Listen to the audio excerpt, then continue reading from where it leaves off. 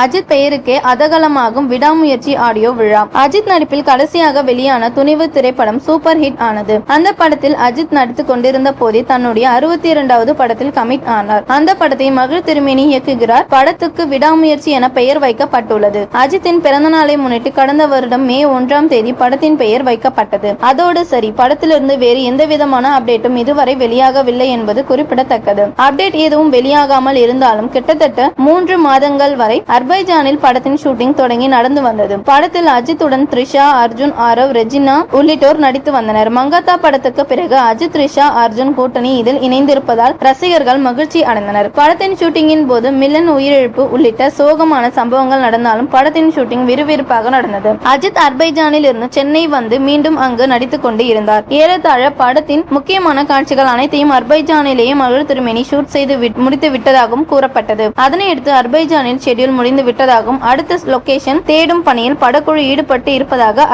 அறிவிக்கப்பட்டது. தற்போது படக்குழு சென்னையில் இருக்கின்றது. மார்ச் 15ஆம் தேதி படத்தின் அடுத்த கட்ட ஷூட்டிங் தொடங்கும் என புதிய தகவல் ஒன்று வெளியானது. ஆனால் ஷூட்டிங் குறித்து எந்த அப்டேட்டும் இதுவரை வெளியாகவில்லை. இந்த நிலையில் விடாமுயற்சி படம் பற்றிய புதிய தகவல் ஒன்று கசிந்துள்ளது. அதாவது லைகா தயாரிப்பில் தற்போது கடுமையான நிதி நெருக்கடியில் இருப்பதன் காரணமாக அடுத்த கட்ட ஷூட்டிங்கை இன்னும் 1 மாதம் கழித்து வைத்துக் கொள்ள முடிவு செய்து இருப்பதாகவும் அதற்கு அஜித்தும் ஓகே சொல்லிவிட்டதாக கூறப்படுகிறது. இன்னொரு ஸ்பெஷலாக லைகா நிறுவனம் ஆடியோ விழா நடத்தவும் ஏற்பாடு செய்து வருகின்றார்களாம். அஜித் பெயரை சொன்னாலே அரங்கம் அதிரும் என்பது அனைவரும் அறிந்த ஒன்றுதான். அவர் என்ட்ரி கொடுத்தால் எப்படி இருக்கும் என்பதை சொல்லவா வேண்டும். இது மட்டும் அதிகாரப்பூர்வமாக அறிவித்தால் ரசிகர்கள் உற்சாகம் அடைவார்கள் என்பது குறிப்பிடத்தக்கது.